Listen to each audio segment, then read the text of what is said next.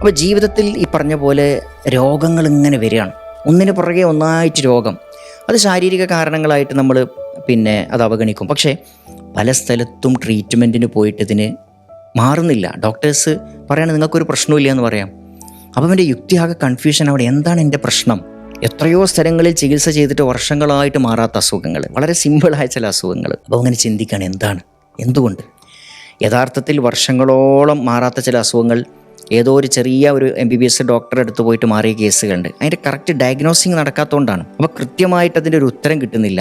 അവിടെ ഇയാൾ വിശ്വസിക്കാൻ തുടങ്ങുകയാണ്. അല്ലെങ്കിൽ ജീവിതത്തിൽ നിരന്തരം ദുരന്തങ്ങൾ ഇങ്ങനെ വന്നുകൊണ്ടേയിരിക്കുകയാണ്. ജാഥ പോലെ വഴിക്ക് വഴിയായി ഓരോ ദുരന്തങ്ങൾ, കുടുംബത്തിൽ പ്രശ്നങ്ങൾ, സംഘർഷങ്ങൾ, നഷ്ടങ്ങൾ, ജോലി നഷ്ടങ്ങൾ, സാമ്പത്തികമായ നഷ്ടങ്ങൾ, ഇത് നിരന്തരം വരുമ്പോൾ ഒരു മനുഷ്യൻ എന്നുള്ള അടിസ്ഥാനത്തിൽ അവൻ്റെ ഹൃദയം തളർന്നു പോകും.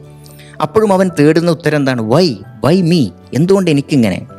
അപ്പോൾ ആരെങ്കിലൊക്കെ ഒന്ന് ജസ്റ്റ് ഒന്ന് പറഞ്ഞാൽ മതി, നിങ്ങളൊന്ന് പോയി നോക്കി, വേറെ എവിടെയെങ്കിലും ഒന്ന് പോയി നോക്കി, എന്തെങ്കിലുമൊക്കെ ഒരു വിഷയം ഉണ്ടാവും. അപ്പോൾ ഇവന് ഉത്തരമില്ലാത്ത ഈ ഒരു അവസ്ഥയിൽ അവന് ആകെ പിടിക്കാനുള്ളൊരു ഉത്തരമാണെന്ത്? അഭൗതികമായ എന്തോ ഒരു ഇടപെടൽ എന്നിൽ നടന്നിട്ടുണ്ട് എന്നുള്ളത്.